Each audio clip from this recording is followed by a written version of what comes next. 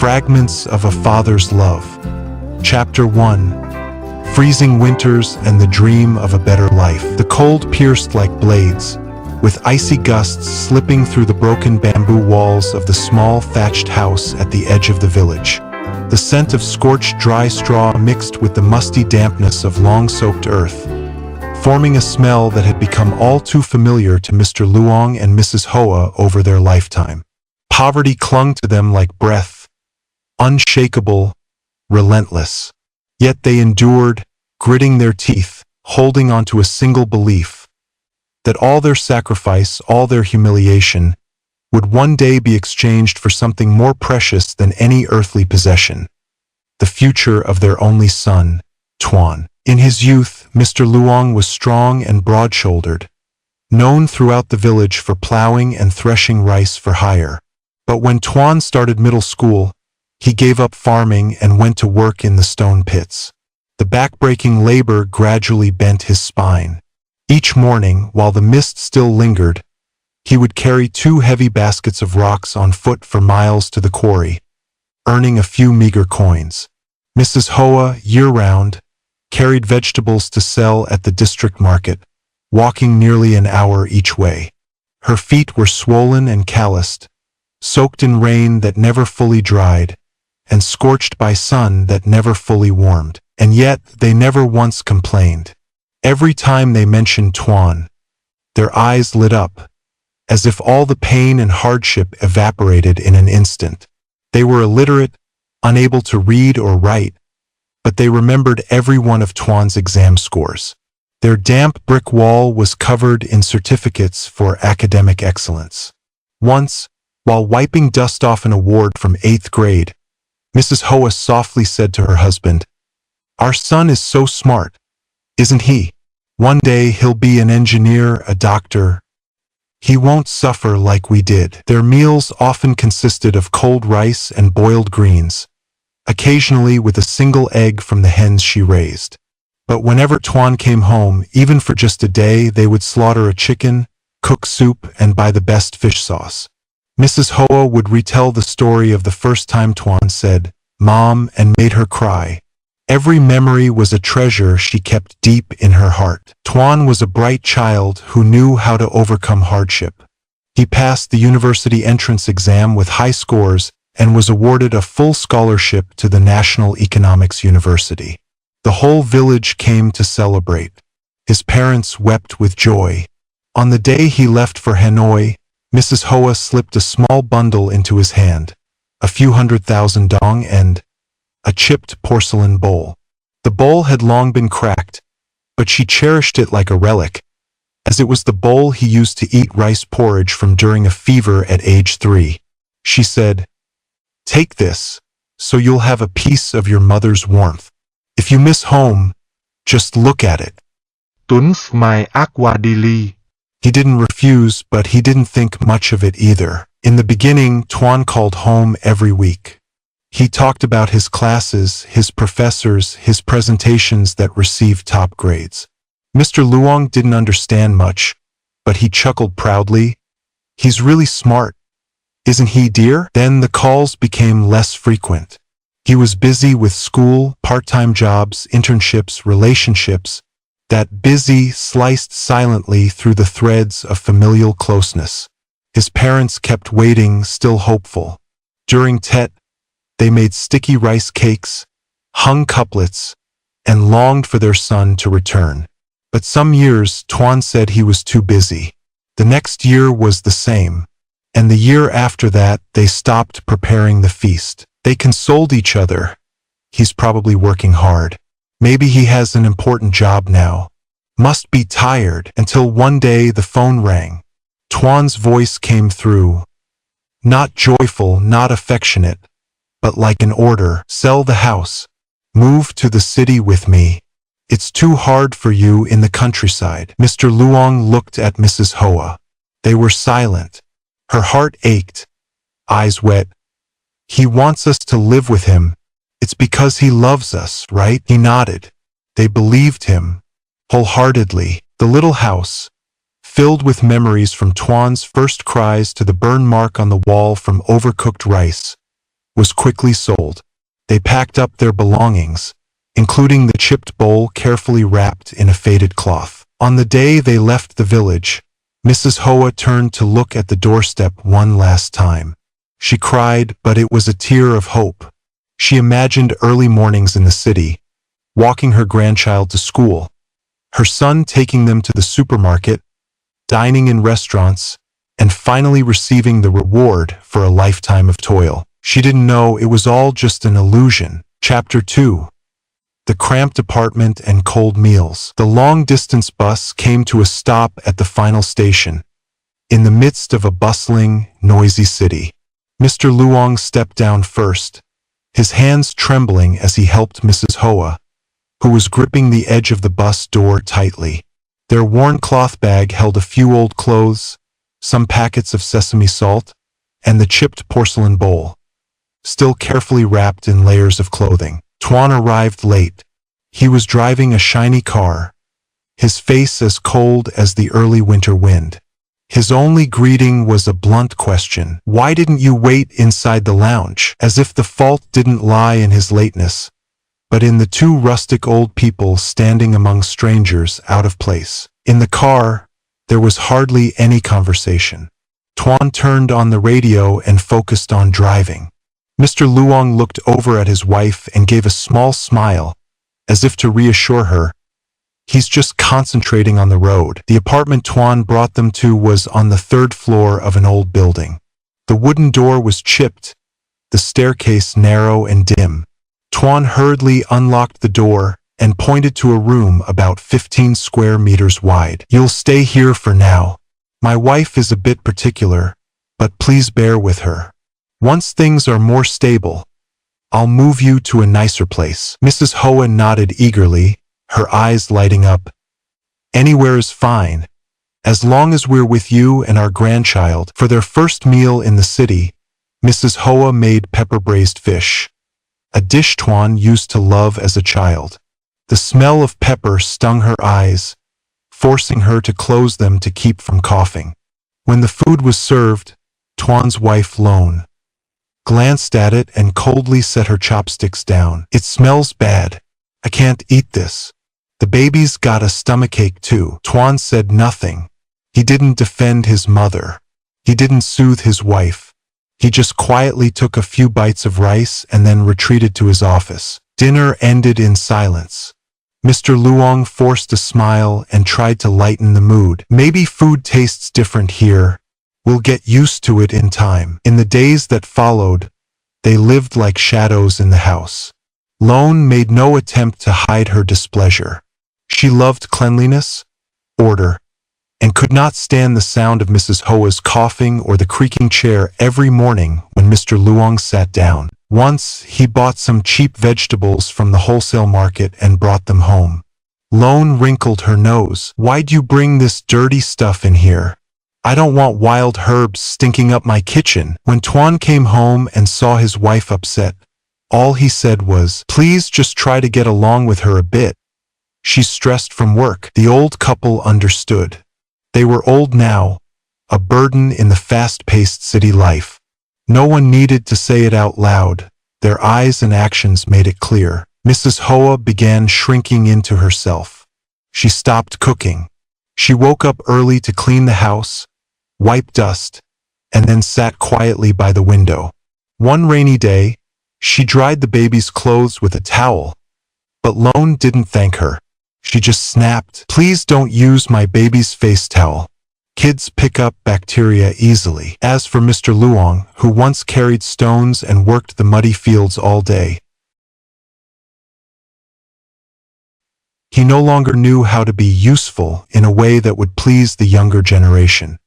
He tried teaching his grandson to read, but the boy just smirked. Are you teaching me your village accent?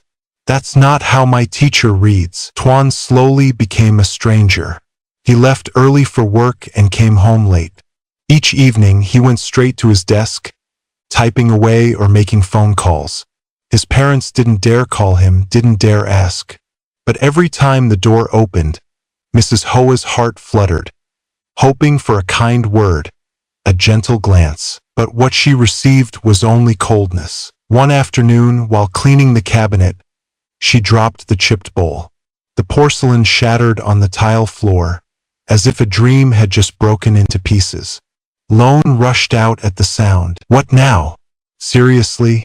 This house isn't your village museum. Mrs. Hoa dropped to her knees, picking up the shards. Her hands trembled, lips pressed tight, eyes shimmering. It wasn't the bowl she mourned. It was the memories that were now crushed beyond repair. She whispered, just loud enough for herself, that bowl was Tuan's. When he was 3, that night Mr. Luong didn't eat. He just looked at his wife and sighed. Let's just keep quiet. Makes it easier for them to breathe. Chapter 3. The Closed Door and a Journey Against the Tide of Love. Late autumn in Hanoi was no longer hot, but in the small third-floor room, Mr. Luong and Mrs. Hoa always felt heavy and suffocated. It wasn't the weather.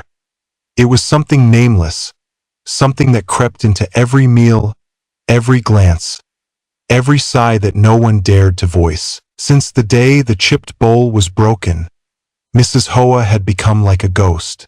She still woke early, still swept the floor and cleaned the house, but her hands trembled more, and her gaze grew distant. Every evening when Tuan returned from work, she would look up, hoping for a kind word, a simple "Mom, have you eaten?" like before.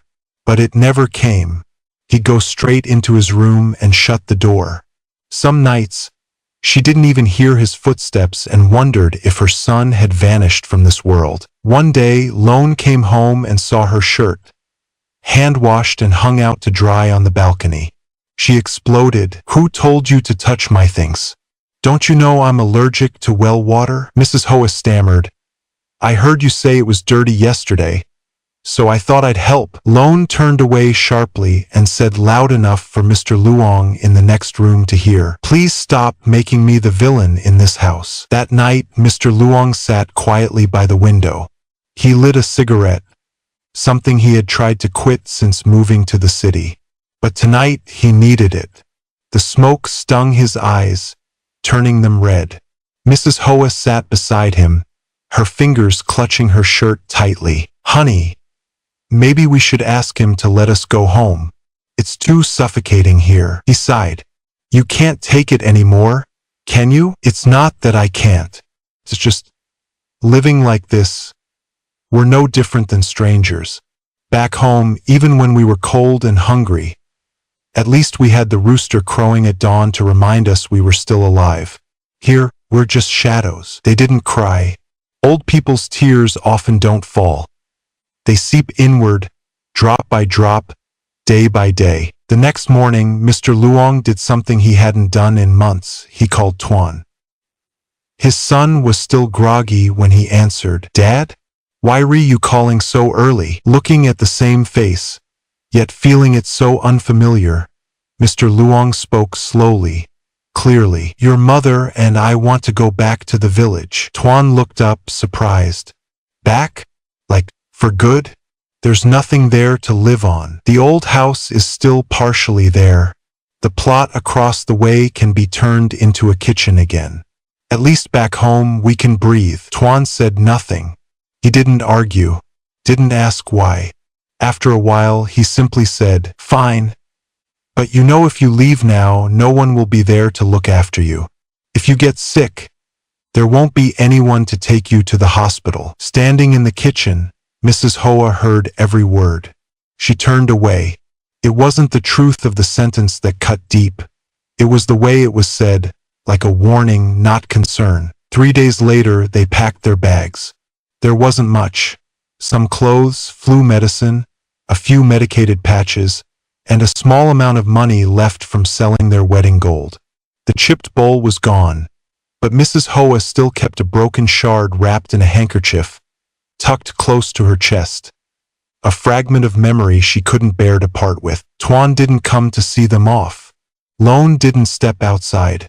Their grandson barely looked up as he asked, Where are you going, Grandma and Grandpa? Mrs. Hoa answered softly, Back to the village, sweetie. What's a village, Grandma? That question echoed in her mind throughout the journey. She didn't answer. Because if the place where you spent your whole life is also the place where your own blood forgets you, then what do you call it? A home or a graveyard of love? The bus pulled away, carrying two frail, weary bodies. Through the dusty window, Mr. Luong watched the city's towering buildings shrink and disappear. He turned to his wife. Feel any lighter now? She nodded, but her eyes shimmered. And then she asked gently, do you think Tuan still loves us? He didn't reply. He only squeezed her hand. It was the kind of question neither of them dared to answer. Chapter 4. The scent of an old hearth and a call in the night. The bus dropped Mr. Luong and Mrs. Hoa off at the edge of the village just before dusk. The road was still the same, uneven with dirt and stones, lined with bamboo groves rustling in the wind. Late autumn had grown colder. The wind pierced to the bone, but neither of them complained. They quietly carried their bags, walking over a kilometer back to the old house, the place they had once called home for nearly a lifetime. After months of abandonment, moss had covered the front steps. The roof tiles were misaligned, some missing entirely. Mr. Luong carefully unlocked the rusty gate. The wooden door groaned open with a long creak, like a weary sigh. In the yard, flower pots were withered, moss crept along the damp bricks, and rainwater pooled in shallow puddles. Mice scurried across the corner of the old kitchen. Looking around, Mrs. Hoa felt her heart tighten. She had expected warmth in her return, but instead, the house felt empty and desolate. That first night, they slept on the old bamboo bed, laying out a musty mat. Wind slipped in through cracked walls. Mrs. Hoa coughed non-stop, and Mr. Luong had to cover her with his own jacket. There was no electricity, no running water. Only the chirping of crickets and the rattling roof when the wind howled. Still, she smiled, held his hand, and said, at least here, we can breathe. We can hear the birds sing.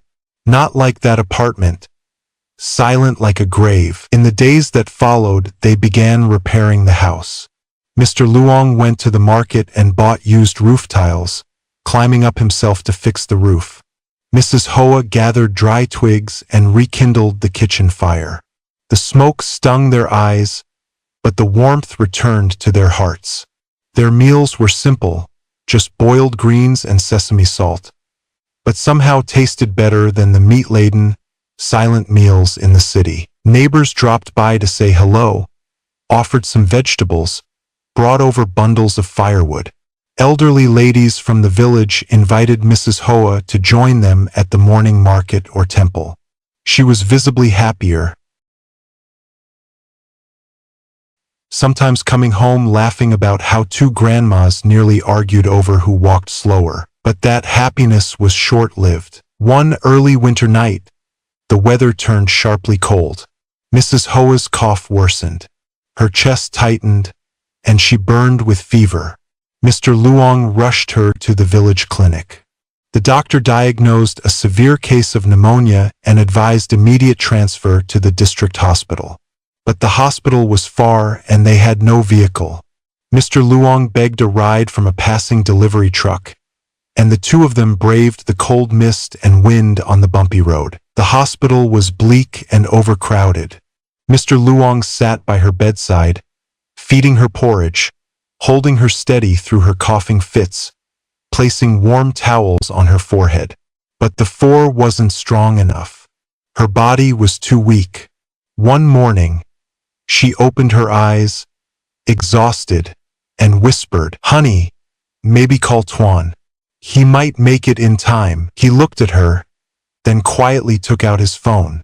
The number was still saved, but his hands shook so much he could barely press the buttons.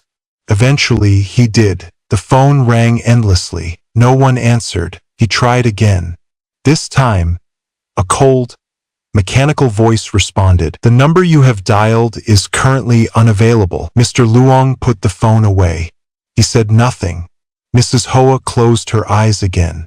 A single tear slid from her eye, soaking into the white pillow. Maybe it was a tear. Maybe just a drop of cold sweat. 3 days later, Mrs. Hoa passed away. In silence. No final words, no farewells. Mr. Luong didn't cry. He just sat there, holding her hand, now cold as ash. Then he gently pulled the blanket up, as if she had merely fallen asleep and would soon wake to make him breakfast. The funeral was simple. Neighbors helped. He didn't inform Tuan, not out of anger, but because he no longer knew what role he had left to speak from. 3 days after, the sun peeked gently through the clouds. Mr. Luong sat quietly on the front step where she used to peel vegetables and pick herbs. In his hand was a broken shard of porcelain, the last piece of the chipped bowl, the last piece of a life once filled with love. He whispered, "She's gone now? And me? Who's left to wait for?" Chapter 5. The one who returned too late. Tuan got the phone call from an old neighbor in the village right at the end of his workday on Monday. He picked up, and a hoarse voice came through. "Tuan, it's Uncle Q. Your mother's gone. She passed 2 days ago." Tuấn phô rời. His ears rang. He slumped onto the bench in front of his office building, phone slipping from his hand without him realizing.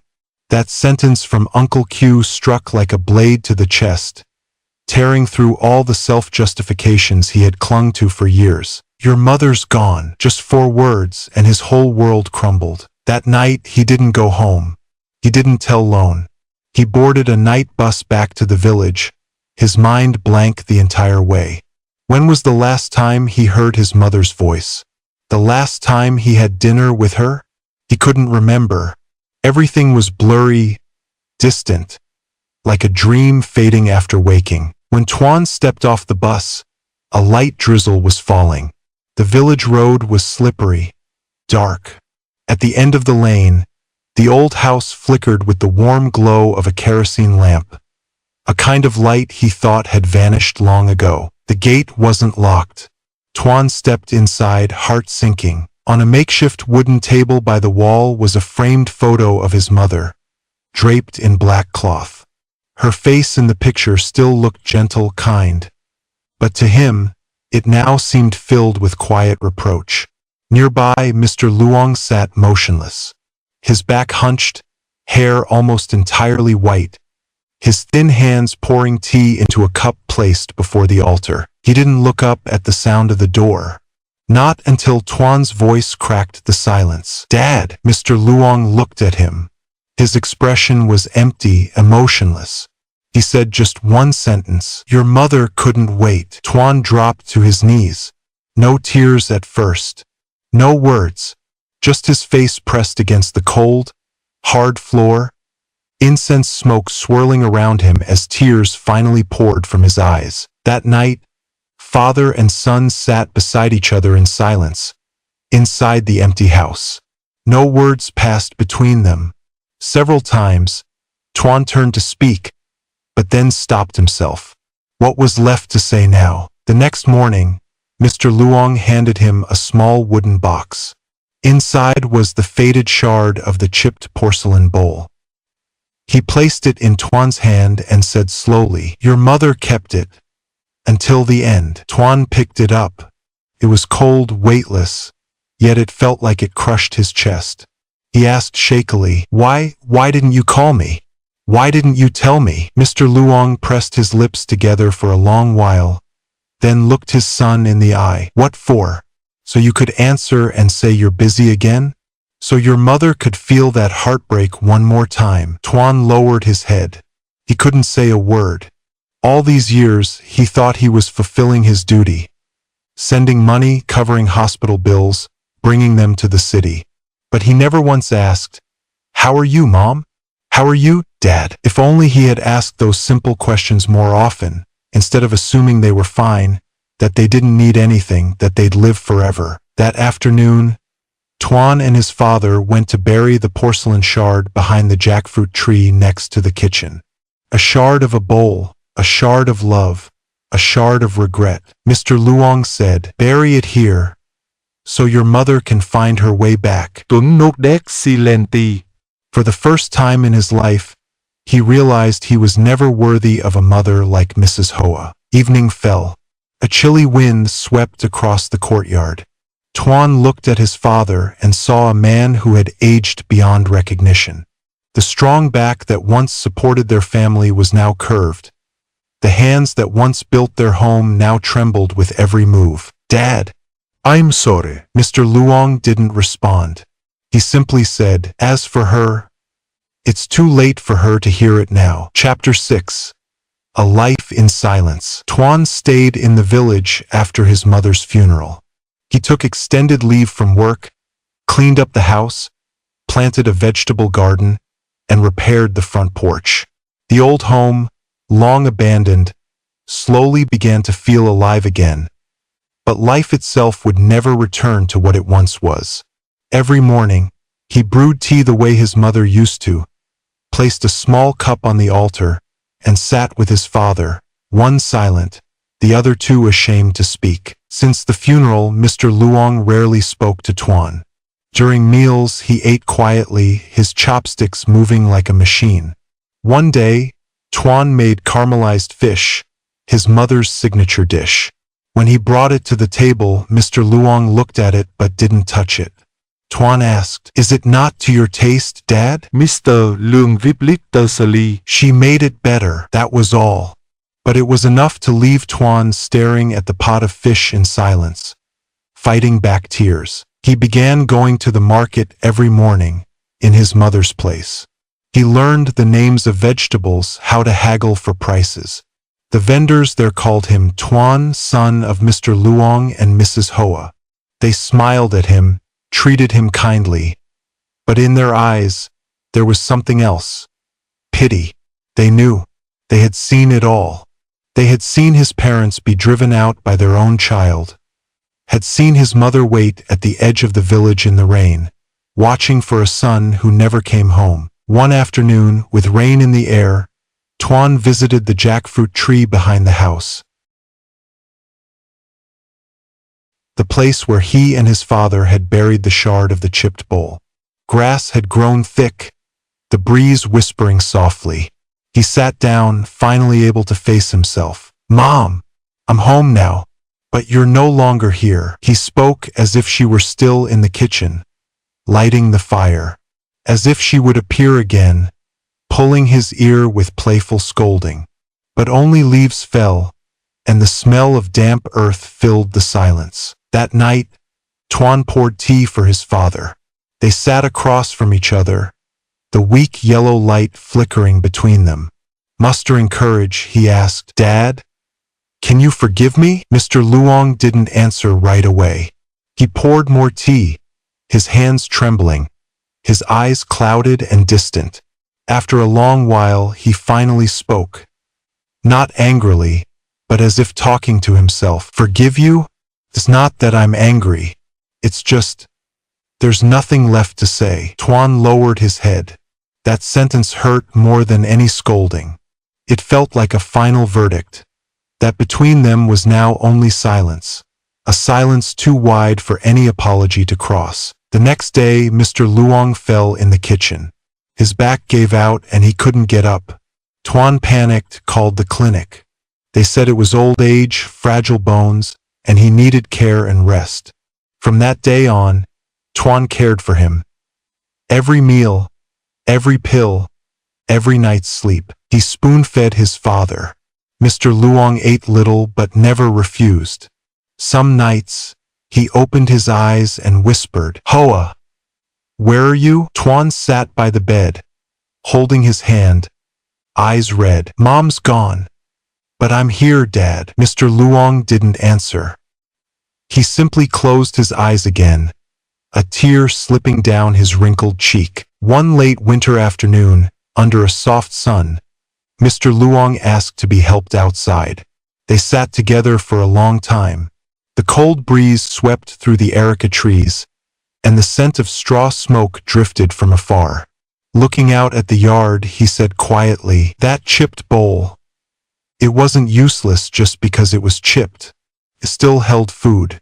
That's why your mother kept it." Tuan choked up. He understood now.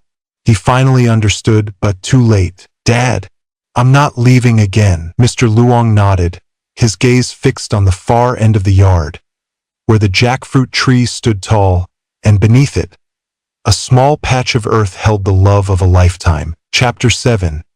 Stitching Together What Remains. Tuan began keeping a journal, not because he enjoyed writing, but because he no longer knew who to talk to.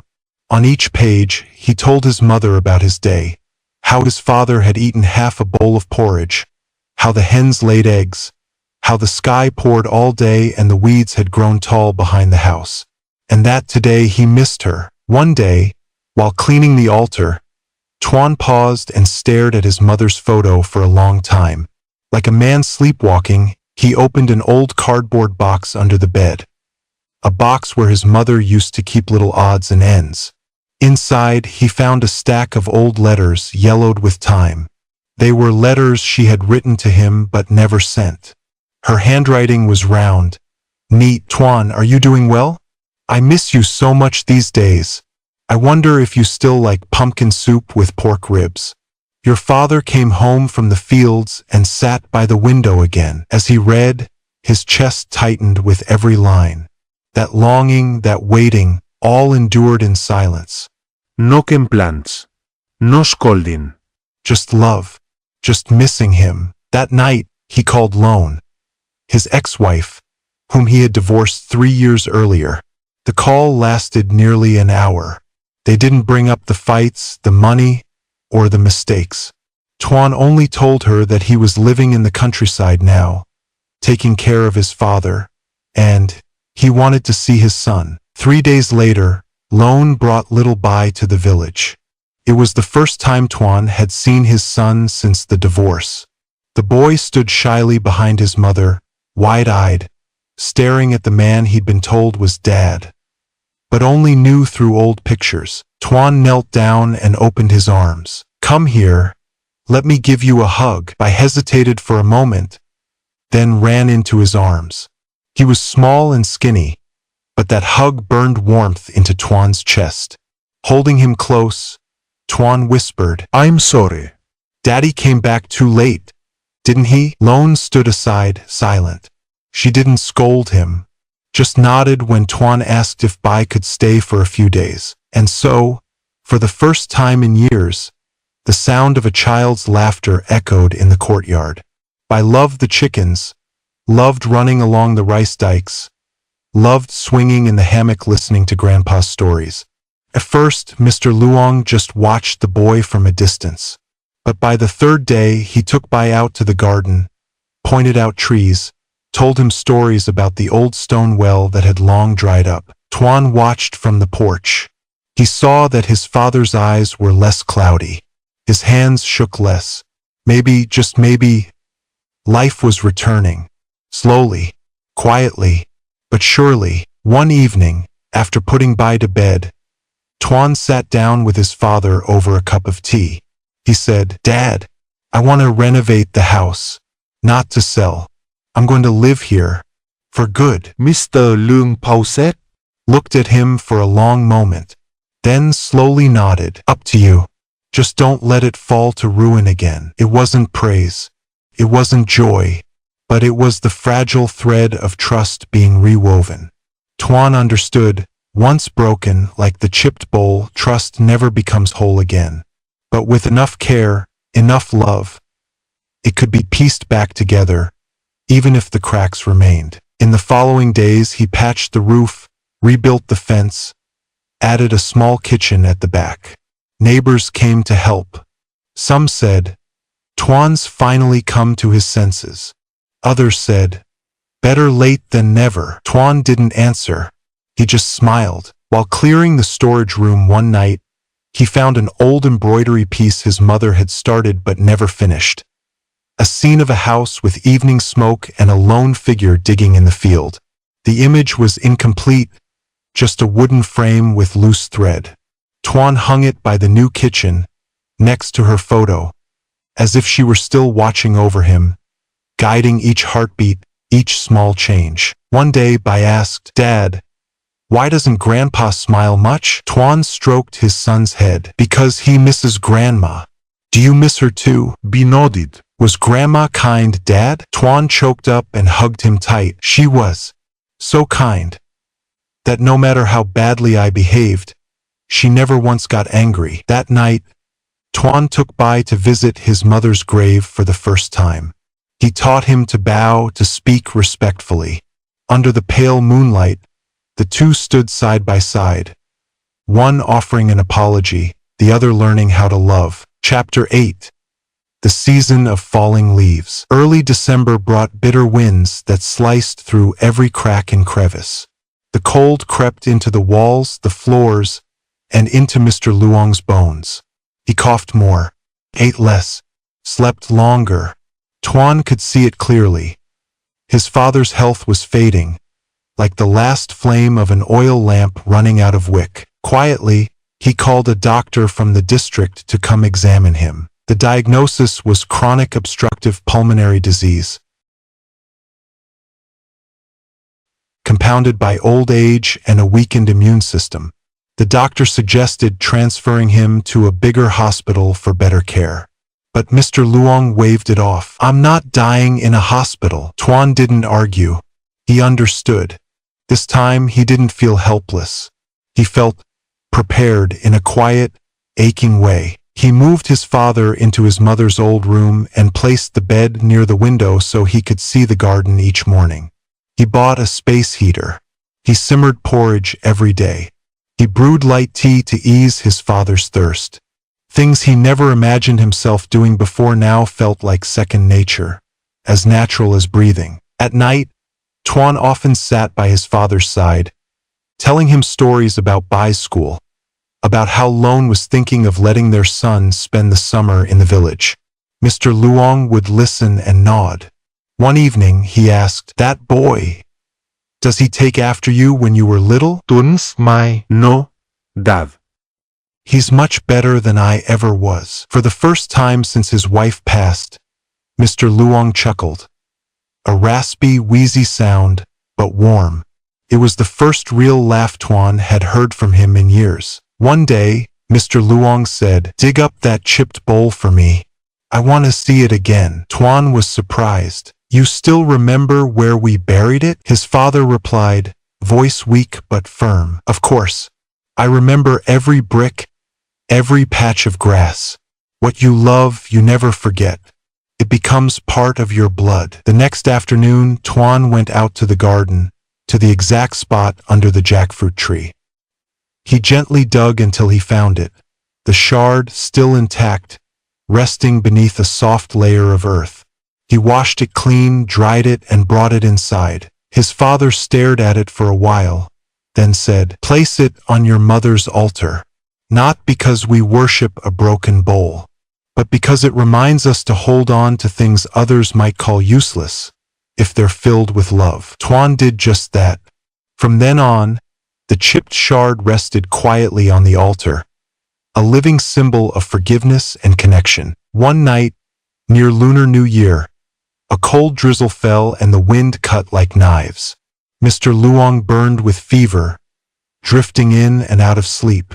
Tuan stayed up all night, wiping his brow, warming towels, whispering softly. In the dead of night, his father opened his eyes, stared at him for a long time, then said in a faint voice, "Your mother. She's calling me." Tuan gripped his hand tightly, tears streaming. "Dad, please don't go yet. Please stay with me." But Mr. Luong only smiled gently, whispering, "I have no regrets left, because my son, he finally came home." Those were his final words. The next morning, in his son's arms, Mr. Luong took his last breath. No pain. No struggle. Just a long exhale, like the final leaf falling at the end of winter. His funeral wasn't as crowded as his wife's, but it was complete. The neighbors came, offered incense, gently squeezed Tuan's hand and said, "He went peacefully, because you were here." Tuan didn't say anything. He only bowed in silence, accepting each gesture, each word of comfort. Inside, he didn't feel like the broken mess he was when his mother died. Instead, there was an emptiness, but it was calm.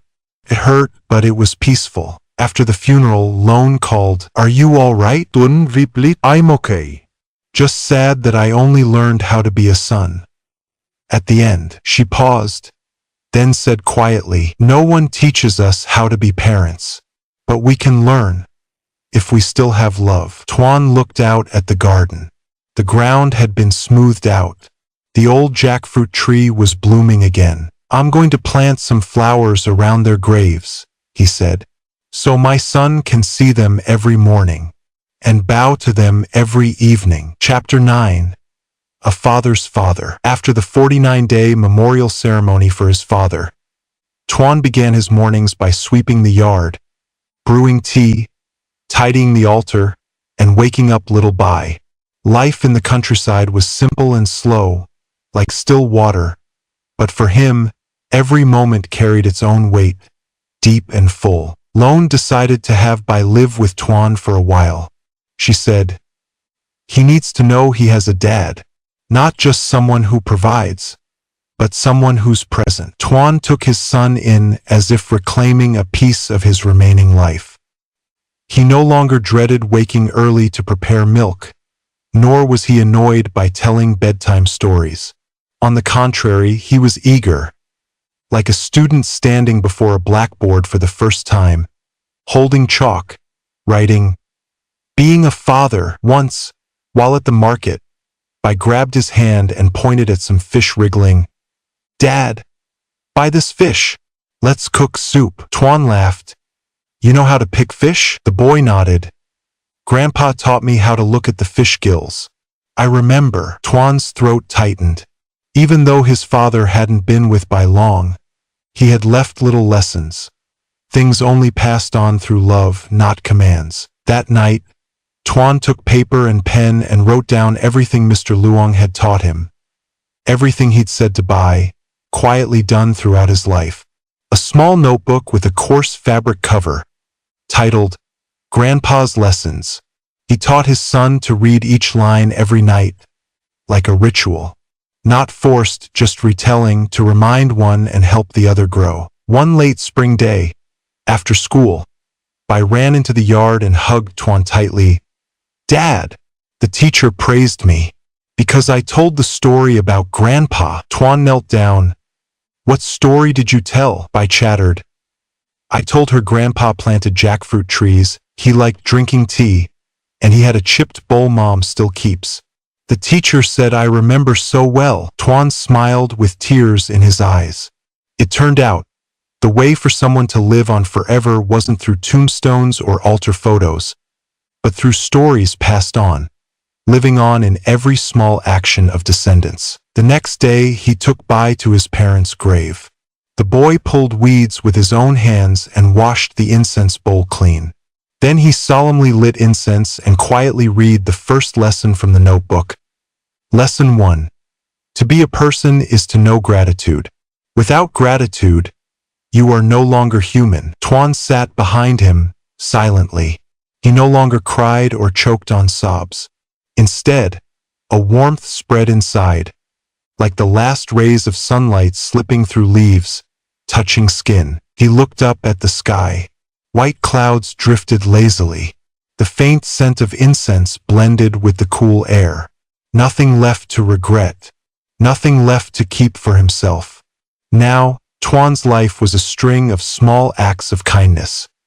A carefully cooked meal, a thoughtfully told story, a hug just tight enough. In the living room, he hung a photo of his parents, not on the altar but where everyone could see. He wanted Bai, running around the house, to always see his grandparents smiling down. Once, Lone came over, looked around, and fell silent. "Our home feels like an old man brought back to life." Tuan nodded. "I want my son to grow up in a house that tells stories. It doesn't have to be rich, just full of memories." Lone's eyes welled up. She didn't answer, but something softened in her gaze. Not old love, but respect. The kind lost when Tuan was a helpless, unfilial man. Sometimes Tuan took Bai to visit elderly villagers, people who had cared for his parents long ago. Each time, he taught Bai to fold his hands, say polite words, offer a seat. One old lady smiled and said, "Whose child is so well-mannered?" Bai replied, "I'm Mr. Luong's grandson, and my dad's student." Tuan turned away, hiding a laugh behind his teary eyes. Chapter 10. Another bowl. Time slipped by quietly, like a glassy lake without a ripple. It had been 10 years since Mr. Luong passed away. Little Bai was now a 9th grader, almost as tall as Tuan, with a changed voice and different eyes. There was something quieter in them, less noisy than his peers. Maybe because he was raised on old stories, by a father who had fallen, hurt, and risen again. Tuan grew older, though still healthy, still working, still smiling. But his hair had turned gray, his hands had become rough, and his knuckles ached when the cold weather came. On rainy days, he often sat on the porch, brewed a pot of hot tea, and poured 2 cups, one for himself, one left empty. "This cup is for Dad," he told Bai. The boy didn't ask why. He understood. Some longings don't need to be spoken aloud, just kept in the right place. One day, Bai came into the room and placed a paper box in front of Tuan. Inside was a white porcelain bowl with a blue rim, chipped slightly on the edge. Tuan looked up. "This?" Bai smiled. "I bought it at the flea market. It looks like the bowl Grandpa used, but I purposely chose the chipped one." Tuan was silent. He gently ran his hand over the chip. Sharp, clear, not by accident. "Why didn't you pick one without a chip?" "Because I think something chipped but still usable is precious. Just like you, Dad." Tuan Bao said. That simple sentence, spoken by his son who wasn't yet 15, echoed inside him like a bell tolling. He had once been like a chipped bowl. He thought his life was useless, not worthy of love, not worth keeping. But his mother held him with silence. His father held him quietly without blame. And his son held him by seeing not his past, but the journey he had taken. That day, Tuan sat long before the altar. He placed the new chipped bowl beside the old one. 2 bowls, 2 generations, 2 chips, but both whole in their own way. That evening, he took out the notebook Grandpa's lessons and added a new page. Lesson 101. A chipped bowl, if it can still hold love, is never something to throw away. The story didn't end with a grand event, no tragedy, no climax. There was only one certainty. Tuan had finished life's hardest lessons, the lesson of being a son, and the lesson of being a father. Now he lived simply but deeply. He didn't try to teach his son to be the best, only to be someone who never forgets his roots. And on a sunny day, when Bai was about to leave the countryside for high school in the city, Tuan pressed the old notebook into his hand, whispering, "Read it when you feel lost, or when you're angry with me." Bai said nothing. He hugged his father tightly for the first time. Tuan watched his son walk away, his heart empty yet full. He no longer felt he had lost anything. Every farewell, when prepared with love, was no longer a loss, but a way to sow a seed. He turned back and carefully wiped the chipped bowl, still there unchanged. But in his eyes now, it was no longer just an object, but a symbol of memories, of lessons, of a mother who left quietly, a father who stood silently behind, and a son finally grown,